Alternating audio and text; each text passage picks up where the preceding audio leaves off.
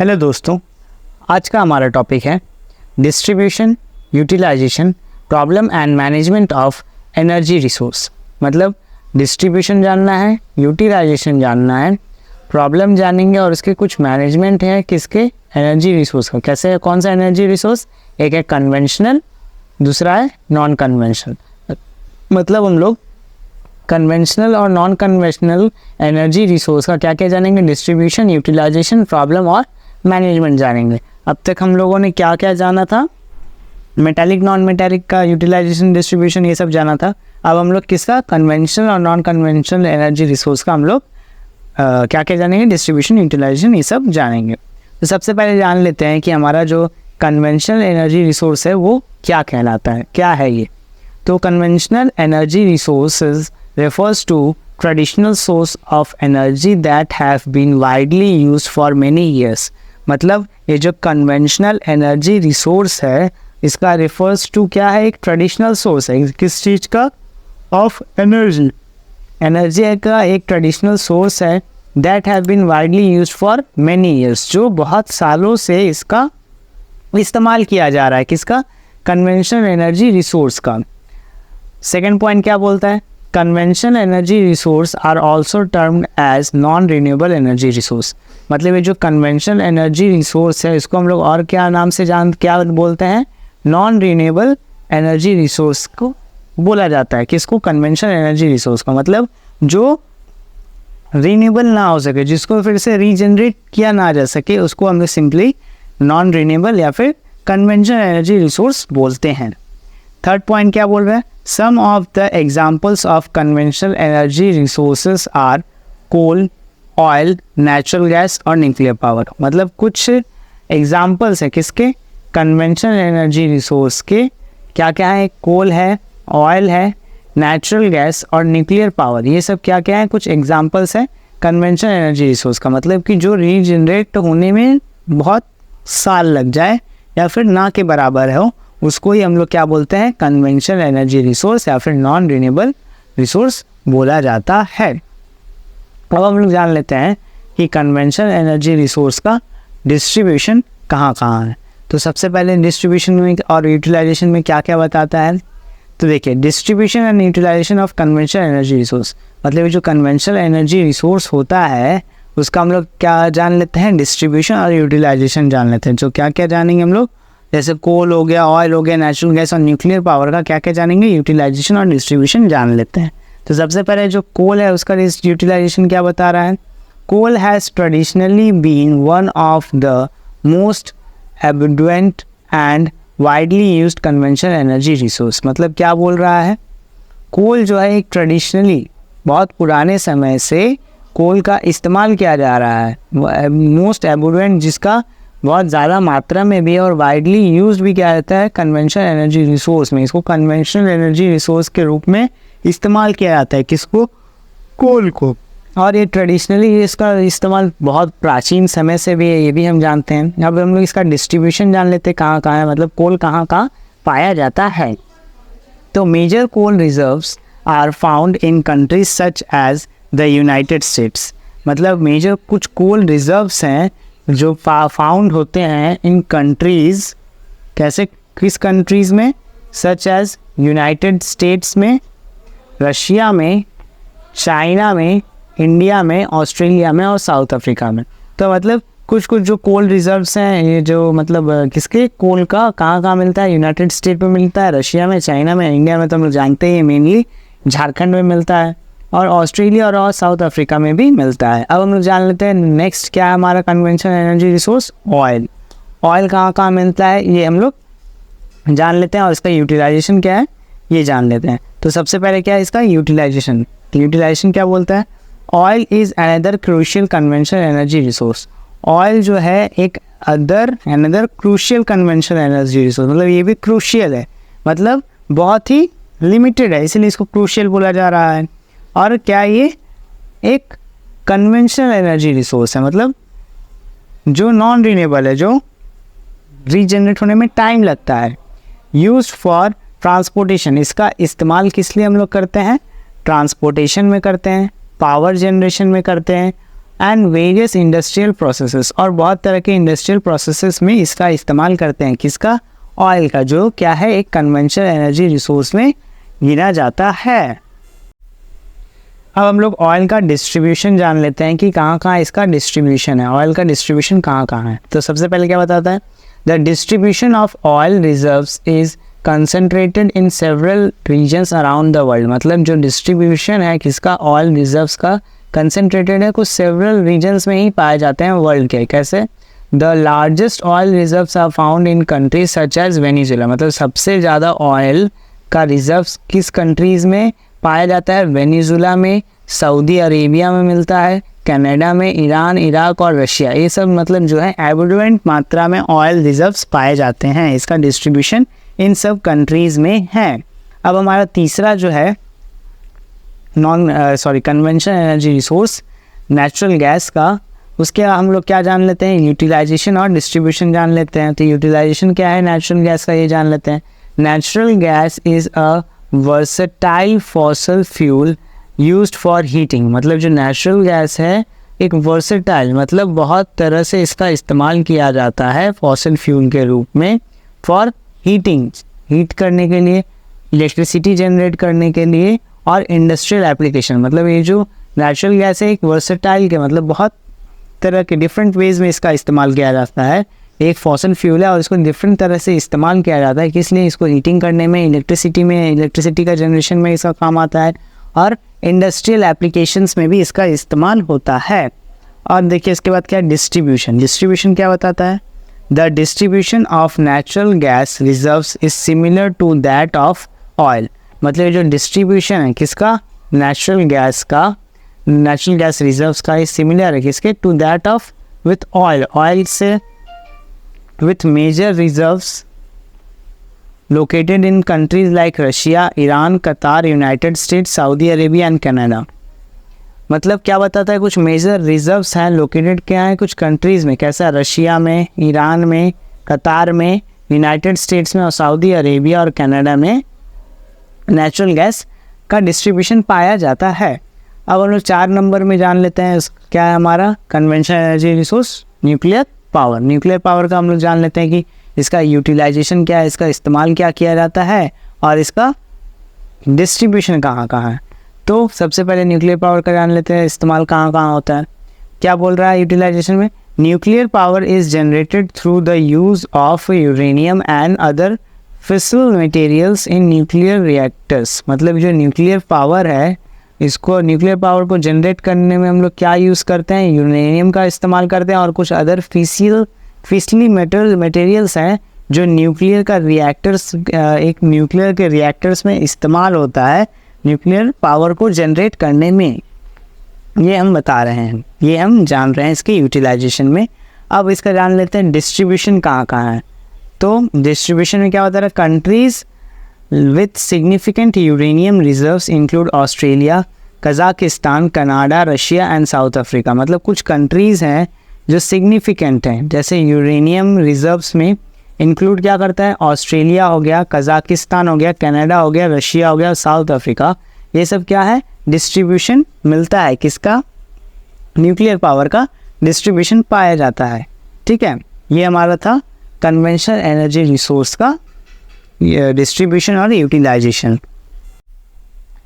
तो अब तक हम लोग ने डिस्ट्रीब्यूशन और यूटिलाइजेशन जान लिया कन्वेंशनल एनर्जी रिसोर्स का। अब हम लोग क्या जानेंगे, problem of conventional energy resource. तो क्या क्या प्रॉब्लम्स अराइज होता है जब कन्वेंशनल एनर्जी रिसोर्स का इस्तेमाल होता है या फिर जब हम लोग उसका यूज़ करते हैं। क्या बता रहा है, देखिए पहला क्या है, एनवायरमेंटल पोल्यूशन। मतलब जब कन्वेंशनल एनर्जी रिसोर्स का इस्तेमाल किया जाता है तो उससे क्या होता है, एनवायरमेंट में पोल्यूशन फैलता है। जैसे burning fossil fuels release harmful pollutants like sulphur dioxide.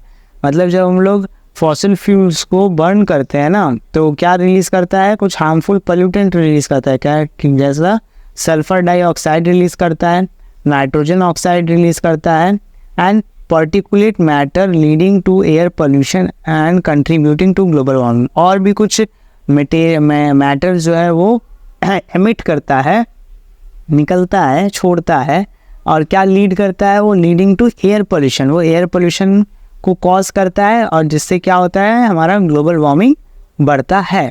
ये हमारा फर्स्ट कॉज हो गया, प्रॉब्लम हो गया। सेकेंड हमारा क्या है, जब ग्लोबल वार्मिंग होगा तो क्या होगा, ग्रीन हाउस गैस एमिशन। तो ग्रीन हाउस गैस एमिशन का भी प्रॉब्लम अराइज होता है। ग्रीन हाउस गैस एमिशन में क्या होता है, fossil fuels combustion release significant amount of carbon dioxide. मतलब जो फॉसिल फ्यूल्स है उसका जब बर्न होता है, कंबंशन होता है, तो रिलीज क्या करता है, कुछ amount of carbon dioxide release करता है। A major greenhouse gas, जो हमने ऊपर ही पढ़ा था, जान लिया, ग्रीन हाउस गैस रिलीज होता है जिससे रिस्पॉन्सिबल फॉर क्लाइमेट चेंज, जिससे क्या होगा, क्लाइमेट में चेंज होगा और ग्लोबल वार्मिंग इससे भी बढ़ेगा। सिंपली जब ग्लोबल वार्मिंग बढ़ेगा तो सिंपली ग्रीन हाउस गैस का एमिशन होगा, कार्बन डाइऑक्साइड का रिलीज होगा, तभी जाके हमारा क्या होगा, ग्रीन हाउस गैस का एमिशन होगा। देखिए फिर 3 नंबर हमारा क्या बता रहा है, रिसोर्स डिप्लेनेशन। मतलब रिसोर्स का डिप्लेनेशन होता है, रिसोर्स की कमी होती है। कैसे कमी होती है, fossil fuels are finite resource. जो हमारा फॉसिल फ्यूल है ये क्या है, फाइनाइट रिसोर्स है, लिमिटेड रिसोर्स है, and their extraction leads to resource depletion. जब उसका हम लोग क्या करते हैं, एक्सट्रैक्शन करते हैं, माइनिंग करते हैं, जिससे क्या होता है, लीड क्या करता है, रिसोर्स का डिप्लेनेशन, रिसोर्स की कमी होती है। एज रिजर्व्स डिमिनिश, जैसे ही रिजर्व्स डिमिनिश होने लगते हैं, डिमोलिश होने लगते हैं, गायब खत्म होने लगते हैं, कॉस्ट में राइज, जिससे क्या होता है कि कॉस्ट जो है, प्राइस क्या होता है, बढ़ जाता है। And energy security can be compromise, जिससे क्या होता है कि एनर्जी सिक्योरिटी को तो हम लोग कॉम्प्रोमाइज़ नहीं कर सकते, एनर्जी सिक्योरिटी तो इस्तेमाल करना ही है। और जिससे क्या होता है कि जब रिजर्व्स कम होने लगता है तो प्राइस हाई होने लगता है, ये सिंपली हम जानते हैं। अब देखो फिर 4 नंबर हमारा क्या इम्पैक्ट पहुंचता है, हेल्थ इम्पैक्ट। हेल्थ को भी ये हमारा इम्पैक्ट पहुंचाता है। कैसे, air pollution caused by burning fossil fuels has adverse effect on human health. मतलब जो एयर पोल्यूशन होता है किसके बर्निंग करने पे, किसका, फॉसिल फ्यूल का, क्या एडवर्स इफेक्ट होता है। कैसा इफेक्ट, किसके ऊपर, ह्यूमन हेल्थ के ऊपर। Lead to respiratory diseases, respiratory diseases होते हैं, एंड अदर हेल्थ इश्यूज, और कुछ अदर हेल्थ इश्यूज भी होता है। 5 नंबर क्या बता रहा है, हैबिटेट का डिस्ट्रैक्शन होता है। मतलब हैबिटेट का डिस्ट्रैक्शन कैसे होता है, extracting fossil fuels can result in habitat distraction. Extract करते हैं किसका, फॉसिल फ्यूल्स का, तो इससे क्या क्या रिजल्ट होता है, डिस्ट्रक्शन। किसका डिस्ट्रक्शन, हैबिटेट का डिस्ट्रक्शन होता है, इकोसिस्टम का डिसरप्शन होता है, और लॉस ऑफ बायोडाइवर्सिटी होता है। मतलब कि जब एक्सट्रैक्ट करते हैं हम लोग फॉसिल फ्यूल का, उससे क्या होता है, जो हैबिटेट है वहाँ के वो तो लुप्त होते ही हैं, गायब होते ही हैं, पूरे इकोसिस्टम में अनबैलेंस क्रिएट हो जाता है एक। और लॉस ऑफ बायोडाइवर्सिटी, जिससे क्या होता है कि जो हमारा बायोडाइवर्सिटी है, पेड़, फ्लोरा, फौना, सब पे ये इम्पैक्ट पहुँचाने लगता है। अब हम लोग मैनेजमेंट जान लेते हैं, कन्वेंशनल एनर्जी रिसोर्स का कुछ मैनेजमेंट है ये जान लेते हैं। प्रॉब्लम्स हमने जान लिया, डिस्ट्रीब्यूशन, यूटिलाइजेशन जान लिया, हम लोग क्या जान लेते हैं, मैनेजमेंट किसका, कन्वेंशनल एनर्जी रिसोर्स का। तो पहला क्या बता रहा है, एफिशिएंसी इम्प्रूवमेंट्स। मतलब जो एफिशिएंसी है उसका इम्प्रूवमेंट किया जाए। कैसा, enhancing the efficiency of energy extraction. मतलब एनहांस करना है उस एफिशिएंसी को जो एनर्जी का हम लोग एक्सट्रैक्शन करते हैं, प्रोडक्शन करते हैं, कंजम्पशन करते हैं। Can help to reduce waste, जिसको हम लोग क्या कर सकते हैं, उसको एनहांस करेंगे तो इससे क्या होगा कि रिड्यूस, हमारा जो वेस्ट है वो कम होगा, और मिनिमाइज एनवायरमेंटल इम्पैक्ट। जब हमारा वेस्ट कम होगा तो हम लोग क्या करेंगे, जब कम उसका वेस्ट होगा तो ज़्यादा यूटिलाइजेशन होगा, ज़्यादा यूटिलाइजेशन होगा तो मतलब कि एनवायरमेंटल का भी इम्पैक्ट कम पड़ेगा, कम हो जाएगा, और इससे क्या होगा, पोल्यूशन भी रुक जाएगा। उसके बाद देखते हैं सेकंड नंबर क्या बता रहा है। सेकंड नंबर क्या है, टेक्नोलॉजिकल इनोवेशन। टेक्नोलॉजिकल इनोवेशन में क्या बोल रहा है, investing in cleaner and more efficient technologies such as advance combustion techniques and carbon captures and storage can help mitigate emission. मतलब क्या बोल रहा है, टेक्नोलॉजिकली इनोवेशन होना चाहिए। कैसा innovation, investing in cleaner and more efficient technology. मतलब invest करना है किसमें, क्लीनर में, जो साफ़ सफाई अच्छा से करे, और मोर एफिशिएंट टेक्नोलॉजीज़ में, उस तरह के नए नए टेक्नोलॉजीज़ में जो कि रिड्यूस करे वेस्ट को। ठीक है, वैसे टेक्नोलॉजीज़ में इन्वेस्टमेंट करना है, सच एज एंड वो एडवांस कंबंशन। देखिए वही बता रहा है कि जो कंबंशन है उसको एडवांस किया जा सके, techniques and carbon captures can storage can help to mitigate emission, मतलब और जो ऐसा टेक्निक्स जो कार्बन हमारा रिलीज होगा उसको क्या करे, कैप्चर करे और उसको स्टोर करे, ताकि जो क्या होगा कि उसको हम लोग जो एमिशन निकलेगा उसको हम लोग हेल्प क्या करेगा, मिटिगेट करने में। जो एमिशन निकलेगा उसको हम लोग मिटिगेट कर पाएंगे, ओवरकम कर पाएंगे। ठीक है, फिर देखिए थर्ड नंबर हमारा क्या बता रहा है, रेगुलेशन एंड पॉलिसीज़। तो थर्ड नंबर क्या है, रेगुलेशंस एंड पॉलिसीज़ में क्या बता रहा है, government can implement and enforce regulations that set emission limits, मतलब ये जो गवर्नमेंट है उसको इम्प्लीमेंट करना चाहिए, वैसा एनफोर्स रेगुलेशंस और सेट एमिशन लिमिट्स, मतलब जो एमिशन होता है जिसका एमिट होता है उसको लिमिटेड रखना चाहिए, ज़्यादा से कम एमिशन होना चाहिए, वैसे गवर्नमेंट को रूल्स रेगुलेशन इम्प्लीमेंट करना चाहिए। रिक्वायर पोल्यूशन कंट्रोल टेक्नोलॉजीज़, और क्या रिक्वायर करना चाहिए, जो पोल्यूशन कंट्रोल टेक्नोलॉजीज़ हैं उसको इनकरेज करना चाहिए, अडॉप्ट करना चाहिए and encourage the adoption of cleaner energy source. और क्या देखिए बता रहा है कि इनकरेज करना चाहिए, किस चीज़ को अडॉप्ट करना चाहिए, जो क्लीनर एनर्जी रिसोर्स के रूप में काम करे, मतलब कि जो गंदगी फैल रही है उसको साफ़ करने में कोई एनर्जी रिसोर्स वैसे टेक्नोलॉजीज़ को अडॉप्ट करे, वैसा रूल्स और रेगुलेशंस को फॉलो करे। ये रूल्स रेगुलेशंस एंड पॉलिसीज़ में बता रहा है। फोर्थ नंबर क्या है, एनर्जी कंजर्वेशन, एनर्जी का कंजर्वेशन करने को बोल रहा है। एनर्जी कंजर्वेशन में क्या बोल रहा है, encouraging energy conservation practices in industries, transportation and household can lower overall energy demand, मतलब encourage करने के लिए बोल रहा है किस चीज़ को, एनर्जी का कंजर्वेशन प्रैक्टिसेस इन इंडस्ट्रीज में, ट्रांसपोर्टेशन में और हाउस होल्ड में, can lower overall energy demand, lower करेगा क्या, ओवरऑल एनर्जी डिमांड, जो एनर्जी का डिमांड है उसको कम करेगा। And reduce the need for conventional energy resource, और रिड्यूस करेगा किस चीज़ को, जो कन्वेंशनल एनर्जी रिसोर्स है उसको कम करेगा। ये हमारा क्या बता रहा है, एनर्जी का जब हम लोग कंजर्वेशन करेंगे, जब एनर्जी को बचाएंगे तो इससे क्या होगा कि सब कुछ कम यूज़ होगा, जिससे क्या होगा कि हमारे हाउस होल्ड में भी काम आएगा, इंडस्ट्रीज़ में भी काम आएगा और एनर्जी का डिमांड भी रिड्यूस हो जाएगा। तो ये हमें बता रहा है कि एनकरेज करना है किस चीज़ को, एनर्जी कंजर्वेशन में। एडुकेशन एंड अवेयरनेस, ये तो सबसे इम्पॉर्टेंट है, मतलब कि एडुकेशन और अवेयरनेस होना चाहिए।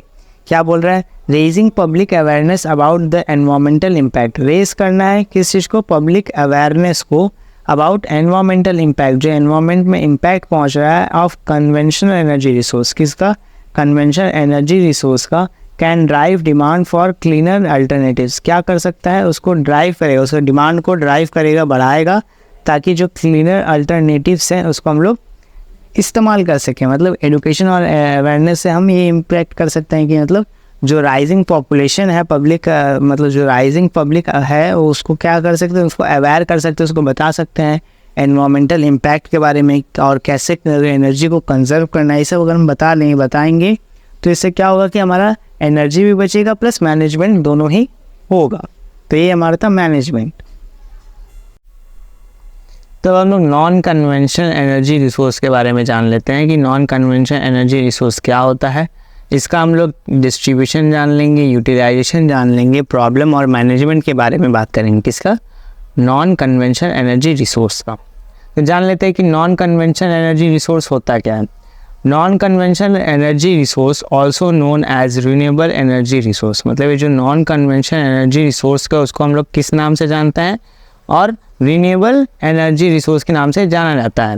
ये जो non conventional source of energy है वो क्या होता है, that are replenished naturally and do not deplete over time. ये क्या होते हैं कि रीजनरेट होते हैं, रिप्लेनिश्ड होते हैं, नेचुरली रीजनरेट हो जाते हैं जो नॉन कन्वेंशनल एनर्जी रिसोर्स होता है, और जो क्या होते हैं, डू नॉट डिप्लीट, ये विलुप्त नहीं होते, over a period of time के बाद ये रहते हैं, रीजनरेट हो जाते हैं रिसोर्स। कुछ एग्जांपल्स हैं इसके नॉन कन्वेंशनल एनर्जी रिसोर्स के, क्या क्या है, एक है सोलर एनर्जी, दूसरा क्या है विंड एनर्जी, तीसरा क्या है हाइड्रो पावर, उसके बाद क्या है geothermal energy, biomass energy, tidal energy और वेव एनर्जी। ये सब क्या है एग्जांपल्स, किसके एग्जांपल्स हैं, नॉन कन्वेंशनल एनर्जी रिसोर्स के एग्जांपल हैं या फिर रिन्यूएबल एनर्जी रिसोर्स के ये सब एग्जांपल्स हैं। तो अब हम लोग क्या जान लेते हैं, distribution and utilization of non conventional energy resource. तो अब हम लोग जानेंगे डिस्ट्रीब्यूशन और यूटिलाइजेशन किसका, नॉन कन्वेंशनल एनर्जी रिसोर्स जो है उसका हम लोग डिस्ट्रीब्यूशन जानेंगे और उसका यूटिलाइजेशन जानेंगे। तो पहला क्या है, पहला हमारा सोलर एनर्जी है। सोलर एनर्जी जो रिन्यूएबल रिसोर्स है उसका हम लोग डिस्ट्रीब्यूशन यूटिलाइजेशन जानेंगे। तो पहले सोलर एनर्जी क्या है जान लेते हैं। Solar energy is derived from the sun's radiation and can be harnessed through solar thermal system. ये जो सोलर एनर्जी है वो किससे डिराइव किया गया है, सन के रेडिएशन से, ठीक है, सन के रेडिएशन से निकलता है एंड कैन हार्नेस्ड, और वो हार्नेस्ड हो सकता है थ्रू सोलर थर्मल सिस्टम। ये सोलर थर्मल सिस्टम से क्या हो सकता है, हार्नेस्ड हो सकता है। Solar energy is abundant and widely distributed. जो सोलर एनर्जी है वो क्या है, एबिडेंट मात्रा में है, बहुत ज़्यादा मात्रा में है, और वाइडली क्या है, ये डिस्ट्रीब्यूटेड है, ये वाइडली डिस्ट्रीब्यूट इसको किया गया है।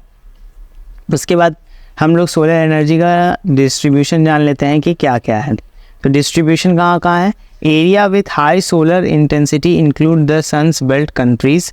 कुछ एरियाज़ हैं जहाँ पे हाई सोलर इंटेंसिटी, मतलब जहाँ पे सोलर का इंटेंसिटी ज़्यादा है, कुछ इंक्लूड द सन्स बेल्ट, जहाँ पे सन्स का जो बेल्ट को इंक्लूड करता है वो कुछ कंट्रीज़ हैं, जैसे डेजर्ट रीजन्स पे जहाँ पे ज़्यादा इसका दिखता है, और मेडिटेरियन कंट्रीज़ में इसका सोलर का पावर दिखता है, सोलर का इंटेंसिटी दिखता है, और हाई अल्टीट्यूड एरियाज़ में दिखता है।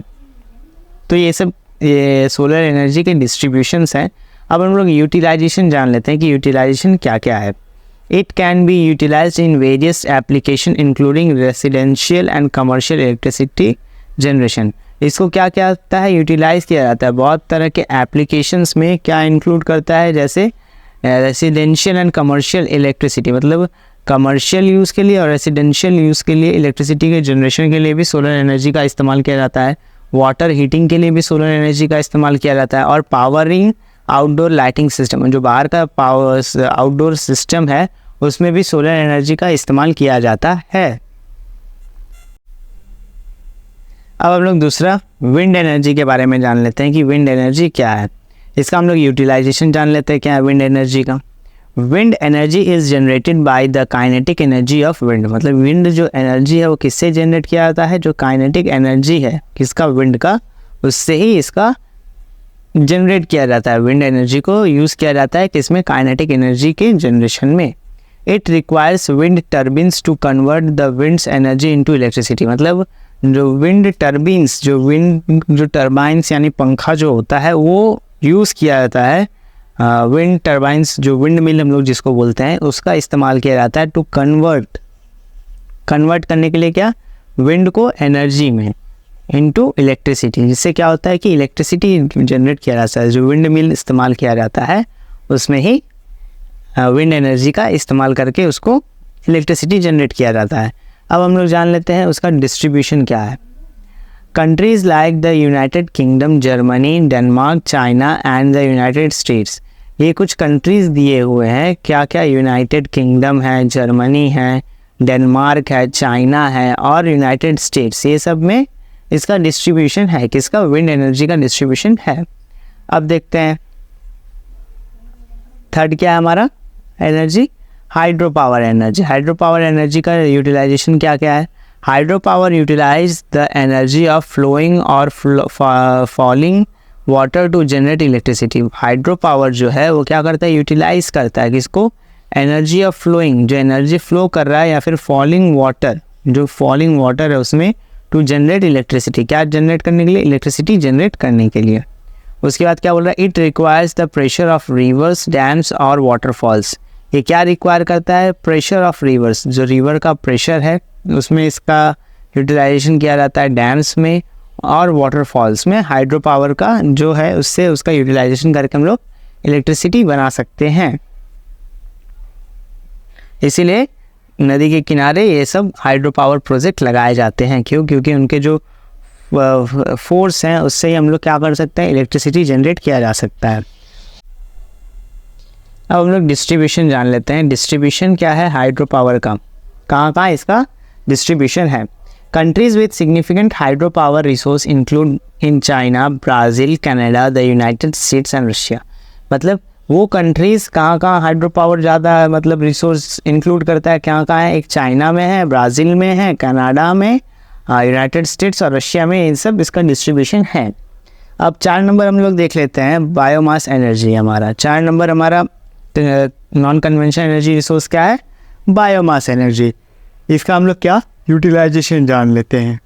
Biomass refers to organic material such as wood, agriculture, residues and dedicated energy crops. मतलब ये जो बायोमास रेफर्स क्या करता है, ऑर्गेनिक मटेरियल। ये तो हम लोग जानते हैं बायोमास एनर्जी जो है इसका मतलब क्या है, ऑर्गेनिक मटेरियल से। कैसे, वुड हो सकता है, एग्रीकल्चर रेसिड्यूज हो सकता है, और dedicated energy new energy crops है। तो ये सब क्या हमारे बायोमास एनर्जी में आता है। It can be converted into biofuels. इन सबको हम लोग क्या करते हैं, कन्वर्ट करते हैं बायोफ्यूल्स में। बायोफ्यूल्स में मतलब क्या कर सकते हैं, इसको हम लोग बर्न करके खाना बनाने में इस्तेमाल करते हैं, और बर्न डायरेक्टली, और इसको डायरेक्टली बर्न किया जाता है टू प्रोड्यूस हीट और इलेक्ट्रिसिटी। जिससे क्या करते हैं, हीट और इलेक्ट्रिसिटी जनरेट किया जाता है, किसके द्वारा, बायोमास एनर्जी का। ये क्या है हमारा यूटिलाइजेशन है। अब लोग डिस्ट्रीब्यूशन जान लेते हैं, बायोमास एनर्जी का डिस्ट्रीब्यूशन क्या है। Countries like Brazil, United states, China and India have significant biomass energy. मतलब ये किस किस कंट्रीज़ में बायोमास एनर्जी का डिस्ट्रीब्यूशन है, ब्राज़ील में मिलता है, यूनाइटेड स्टेट्स में, चाइना में, अपने इंडिया में भी मिलता है। और ये सब क्या है, बायोमास एनर्जी के कुछ सिग्निफिकेंट एरियाज़ हैं, रीजन हैं, जहाँ पे डिस्ट्रीब्यूशन है किसका, बायोमास एनर्जी का। अब देखते हैं हमारा 5th नंबर क्या है, जियोथर्मल एनर्जी। ये 5th नंबर जियोथर्मल एनर्जी क्या बताता है, इसका यूटिलाइजेशन क्या है। Geothermal energy utilize the heat from the earth's interior. ये जियोथर्मल एनर्जी है वो क्या करता है, यूटिलाइज करता है किसको, कहाँ से, हीट को यूटिलाइज करता है, कहाँ से, अर्थ के इंटीरियर में। जो अर्थ के इंटीरियर में हीट छिपा हुआ है वहाँ से क्या करता है, हीट को यूटिलाइज करता है। It is most abundant in regions with tectonic activities. ये कहाँ पे देखा जाता है, मोस्ट एबुडेंट रीजन्स में, जैसे वो टेक्टोनिक एक्टिविटीज़ में, such as geysers, hot springs में, एंड वोल्केनोज। मतलब जहाँ पे हॉट स्प्रिंग होता है, गीजर्स जहाँ पे होता है, और वोल्केनोज जहाँ पे होते हैं ना, वहीं पर क्या देखा जाता है, जियोथर्मल एनर्जी का यूटिलाइजेशन देखा जाता है। इस सब में ही इसका इस्तेमाल किया जाता है। डिस्ट्रीब्यूशन क्या है जियोथर्मल एनर्जी का, Iceland, Philippines, United States, Mexico, Indonesia among the countries. मतलब इन सब एरियाज़ में ही तो वोल्केनोज ये सब स्पेशली अवेलेबल है ना, इसीलिए इन सब एरियाज़ में ही जियोथर्मल का एनर्जी का हम लोग रिसोर्स देखते हैं, डिस्ट्रीब्यूशन देखते हैं। 6th नंबर हमारा क्या है, tidal and wave energy. Tidal and wave energy हमें क्या बताता है, इसका यूटिलाइजेशन क्या है। Tidal and wave energy utilize the kinetic energy from ocean tides and waves to generate electricity। मतलब ये जो हमारा टाइडल और वेव एनर्जी है वो क्या करता है, यूटिलाइज करता है किसे, काइनेटिक एनर्जी को फ्रॉम ओशन टाइड्स। कहाँ से वो यूटिलाइज करता है, काइनेटिक एनर्जी को, जो ओशन में टाइड्स आते हैं, वेव्स आता है, जिससे क्या करते हैं, जनरेट करता है क्या, इलेक्ट्रिसिटी को जनरेट किया जाता है। मतलब जो टाइड एंड वेव्स से भी एनर्जी हम लोग जनरेट करते हैं। हम लोग क्या करते हैं, जो ओशन में टाइड्स आते हैं, वेव्स आते हैं, उससे हम लोग क्या करते हैं, उसको हम लोग यूटिलाइज करके काइनेटिक एनर्जी में इस्तेमाल करके इसको क्या करते हैं, यूटिलाइज करके जनरेट करते हैं इलेक्ट्रिसिटी में। अब देखिए क्या बता रहा है second, areas with strong tidal currents और consistent wave pattern such as coastal reason.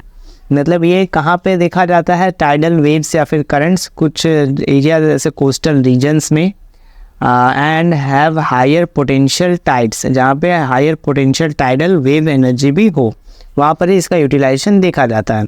Distribution क्या क्या है, countries like United kingdom, Canada, France, south Korea and Australia.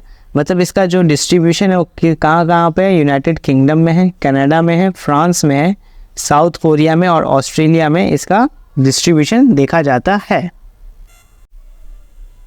तो अब तक हमने नॉन कन्वेंशनल एनर्जी का यूटिलाइजेशन पढ़ लिया, डिस्ट्रीब्यूशन पढ़ लिया।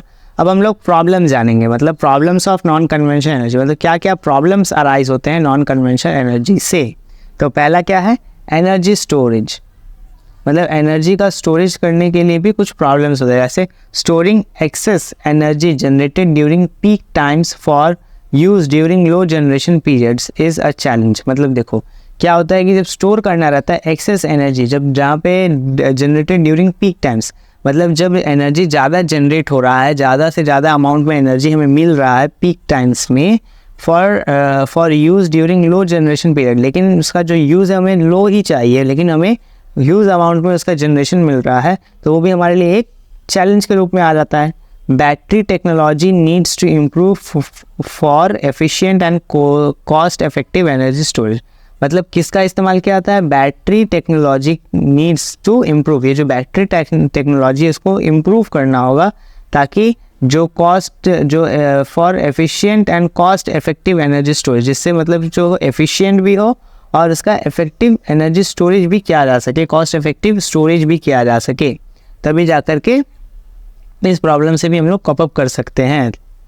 फिर हमारा सेकंड क्या है? High initial cost. मतलब हाई इनिशियल कॉस्ट भी अराइज होता है। The installation and setup of renewable energy systems like solar panel और wind turbines can have high initial cost. मतलब जब हम लोग इंस्टॉलेशन करते हैं, जब घर में बैठाते हैं, मान लो हम लोग विंड टर्बाइंस बैठा रहे हैं या फिर सोलर पैनल्स बैठा रहे हैं, तो इससे क्या होता है, हमारा जो इंस्टॉलेशन कॉस्ट होता है वो भी हाई होता है। ऐसे setup for renewable energy systems, solar panels और ये सब जो इंस्टॉलेशन है इनिशियल, इसका इनिशियल कॉस्ट क्या होता है? हाई होता है। ठीक है। थर्ड नंबर हमारा क्या है? Land and space requirement. Land भी चाहिए प्लस स्पेस भी चाहिए। इन सबको इंस्टॉलमेंट करने के लिए सिर्फ पैसे से ही नहीं होगा, हमें तो जगह भी चाहिए ना, ताकि अच्छा सही लैंड हो, सही स्पेस हो, उसकी जैसे रिक्वायरमेंट है वैसे उसको स्पेस मिले, तभी जा कर के इसका इस्तेमाल हो सकता है। जैसे wind farms and solar installation require a significant amount of land और स्पेस। मतलब जो विंड फार्म्स हो गया फिर सोलर का इंस्टॉलेशन हो गया, क्या रिक्वायर करता है? सिग्निफिकेंट अमाउंट ऑफ लैंड और space. This can be problematic in densely populated areas where suitable space is limited. ये प्रॉब्लमेटिक तब होता है जहाँ पे डेंसली पॉपुलेटेड, वहाँ पे जहाँ पर एकदम पॉपुलेशन बहुत मैक्सिमम हो, वहाँ पर सुटेबल स्पेस या फिर होना बहुत ही मुश्किल है इसके लिए। यहाँ पे लिमिटेड स्पेस ही रहता है, इसीलिए उसके वहाँ पे सोलर एनर्जी या फिर विंड टर्बाइन एनर्जी बैठाना बहुत ही मुश्किल है। ये भी चैलेंज के रूप में है। चौथा हमारा क्या? Environmental impact. मतलब ये हमारे एनवायरमेंट को कैसे इम्पैक्ट पहुँचाता है ये जान लेते हैं। While renewable source have lower emission compare to fossil fuels. ये तो हम लोग जानते हैं कि मतलब रिन्यूएबल सोर्स जो है उससे तो कोई एमिशन मतलब उतना नहीं होता है, लोअर ही होता है कंपेयर टू फॉसिल फ्यूल्स। मतलब जो फॉसिल फ्यूल्स हम बर्न करते हैं as compare to conventional energy source, उसकी तुलना में some renewable technologies can still have negative environmental impact. कुछ रिन्यूएबल टेक्नोलॉजीज़ हैं उसके भी कुछ नेगेटिव इम्पैक्ट, एनवायरमेंटल इम्पैक्ट हैं, जैसे सच एज हैबिटेट डिस्ट्रप्शन। मतलब जब इंस्टॉलेशन करते हैं तो हैबिटेट का डिस्ट्रप्शन होता है फ्रॉम लार्ज स्केल इंस्टॉलेशन। जब इसका हम लोग इंस्टॉलेशन करेंगे, मान लो सोलर एनर्जी हो गया, विंड एनर्जी हो गया या फिर विंड टर्बाइंस हो गया, इन सब का जब हम लोग क्या करते हैं, इंस्टॉलेशन करते हैं, तो इससे क्या होता है कि हैबिटेट का डिस्ट्रप्शन होता है। मतलब हैबिटेट को इम्पैक्ट पहुंचाता है, क्योंकि हम लोग फॉरेस्ट या फिर ये सब एरियाज़ को तो कट करके ही बनाते हैं, इंस्टॉलेशन करते हैं। फिफ्थ नंबर क्या है? Resource availability. रिसोर्स का अवेलेबिलिटी क्या क्या है? Not all regions have consistent access to renewable resource like wind और सनलाइट। मतलब जितने भी रीजन्स हैं वहाँ पे कंसिस्टेंट, मतलब सबके पास कंसिस्टेंट नहीं है ताकि एक्सेस कर सके renewable source of energy like wind हो या फिर सनलाइट हो। कहीं ऐसा भी हो सकता है यहाँ पे सनलाइट बहुत कम हो, विंड बहुत कम हो, तो वहाँ पर इंस्टॉलेशन करना बहुत ही चैलेंजिंग हो जाता है। Geographical limitations can make some areas unsuitable for certain types of renewable resources। मतलब क्या बोल रहा है कि जो geographical limitations है ना, वहाँ पर क्या हो सकता है कि ये अनसुटेबल है। क्या अनसुटेबल है? रिन्यूएबल रिसोर्स लगाना अनसुटेबल है। जैसे मान लो स्नोई एरिया है, वहाँ पे तो हम लोग इंस्टॉलेशन नहीं कर सकते, ना सोलर का ही इस्तेमाल कर सकते हैं, ना विंड एनर्जी का इस्तेमाल कर सकते हैं। तो वो सब क्या है? एक चैलेंज के रूप में है रिन्यूएबल एनर्जी रिसोर्स के लिए। वहाँ पे रिसोर्स को हम लोग स्टैब्लिश नहीं कर सकते, इंस्टॉलेशन नहीं कर सकते हैं। अब हम लोग आ जाते हैं management of non conventional energy resource. तो अब तक हमने प्रॉब्लम पढ़ लिया, अब उसके कुछ मैनेजमेंट है, नॉन कन्वेंशनल एनर्जी रिसोर्स के कुछ मैनेजमेंट है, वो जान लेते हैं क्या क्या है। पहला क्या है? Infrastructure development. मतलब इंफ्रास्ट्रक्चर का डेवलपमेंट होना। Governments and industries need to invest in the development of infrastructure such as solar panels, wind turbines, and geothermal power plants to harness these resources effectively. मतलब गवर्नमेंट को क्या करना चाहिए, government and industries को need to invest करना चाहिए किसके development में, इंफ्रास्ट्रक्चर के डेवलपमेंट में. कैसा, सोलर पैनल्स हो गया, विंड टर्बाइंस हो गया, जियोथर्मल पावर प्लांट्स हो गया. इन सब में क्या करना चाहिए, गवर्नमेंट को और इंडस्ट्रीज़ को इन्वेस्ट करना चाहिए ताकि इन सब में लोगों का डेवलपमेंट हो, देश का डेवलपमेंट हो. फिर सेकंड क्या है हमारा, टेक्नोलॉजिकली इनोवेशन. मतलब क्या बोल रहा है, टेक्नोलॉजिकली इनोवेशन में हमें क्या बताता है, research and development are essential for improving the efficiency and cost effectiveness of non conventional energy technologies. मतलब क्या बोल रहा है, रिसर्च एंड डेवलपमेंट, रिसर्च और डेवलपमेंट ज़रूरी है, किसका, एसेंशियल है, किसके लिए, इम्प्रूव करने के लिए. The efficiency and cost effectiveness, मतलब जो एफिशिएंसी है उसको इम्प्रूव करने के लिए, प्लस जो कॉस्ट इफेक्टिवनेस है उसको कम, उसको लो में अच्छा चीज़ मिल सके, of non conventional energy technology. जो नॉन कन्वेंशनल एनर्जी टेक्नोलॉजीज़ हैं उसमें हम लोग एफिशिएंसी मतलब अच्छा से ज़्यादा अच्छा रिसर्च करके अच्छा से अच्छा चीज़ निकाल सके, प्लस लेस कॉस्ट हो, जिसका इफेक्टिवनेस कम पड़े, जिसका चीप में लेकिन बहुत अच्छा रिसोर्स हमें मिल सके, वैसा हमें टेक्नोलॉजिकल इनोवेशन इस्तेमाल करना चाहिए. फिर हमें तीसरा क्या बता रहा है, पॉलिसी मेकर्स होना चाहिए. कैसे, governments plays a crucial role in creating supportive policies. जो गवर्नमेंट है वो प्ले करता है क्रूशियल रोल जैसे क्रिएट करने में, किसको, सपोर्टिव पॉलिसीज़, इंसेंटिव्स को, रेगुलेशंस को, to encourage the adoption and growth of non conventional energy resource. मतलब क्या बता रहा है, ये जो पॉलिसी फ्रेमवर्क में क्या बताते हैं, जो गवर्नमेंट है वो बहुत ही एक क्रूशियल रोल की तरह काम करता है, किसके, कोई भी रूल्स रेगुलेशंस हो गया, पॉलिसीज़ हो गया, फिर ग्रोथ हो गया, किसके ग्रोथ का, रिन्यूएबल रिसोर्स का जो ग्रोथ है उसमें, उसका जो एडॉप्शन है उसके ग्रोथ में किसका काम आ सकता है, गवर्नमेंट का एक क्रूशियल रोल प्ले करता है, ताकि ये सपोर्ट करता है गवर्नमेंट. फिर चारवा क्या हमारा, एडुकेशन एंड अवेयरनेस. एडुकेशन और अवेयरनेस होना चाहिए. Public awareness and education campaignings helps people understand benefits of non conventional energy and encourage their adoption. मतलब पब्लिक अवेयरनेस ज़रूरी है और एडुकेशन कैंपेन्स करना चाहिए. हेल्प पीपल टू अंडरस्टैंड, जैसे पीपल को क्या करेगा, अंडरस्टैंड करेगा, बेनिफिट्स बताएगा क्या नॉन कन्वेंशनल एनर्जी रिसोर्स का बेनिफिट्स क्या है, और एनकरेज करेगा उनके एडॉप्शन के लिए. अब लोग नेक्स्ट जान लेते क्या है, एनवायरमेंटल इम्पैक्ट. एनवायरमेंटल इम्पैक्ट में कैसे इसको मैनेजमेंट ज़रूरी है. Managing non conventional resource involves assessing and mitigating their environmental impact. मतलब मैनेज करना है जो नॉन कन्वेंशनल एनर्जी रिसोर्स है उनको एसेस करना है, क्या, उनको मिटिगेट करना है, उनको एसेसिंग करना है, उनको मिटिगेट करना है, किसको, एनवायरमेंटल इम्पैक्ट के. कैसे एनवायरमेंटल इम्पैक्ट, जैसे यूज़ ऑफ जो लैंड है, वाटर है, और there effects on wild life. जब हम लोग लैंड और वाटर का यूज़ कर रहे हैं तो उनका जो इफेक्ट हमारे वाइल्ड लाइफ पे पहुंच रहा है उससे हमें क्या करना है, मिटिगेट करना है, एसेस करना है, ताकि हम लोग क्या कर से उन्हें बचा सकें. तो ये हमारे एनवायरमेंटल इम्पैक्ट को तभी हम लोग मैनेज कर पाएंगे. तो ये था हमारा मैनेजमेंट किसका, नॉन कन्वेंशनल एनर्जी रिसोर्स का या फिर रिन्यूएबल एनर्जी रिसोर्स का. तो ये हमारा नॉन रिन्यूएबल एनर्जी रिसोर्स भी कंप्लीट होता है. तो आज के लिए हमारा टॉपिक यहीं तक. तो मिलते हैं नेक्स्ट टॉपिक में जल्दी ही.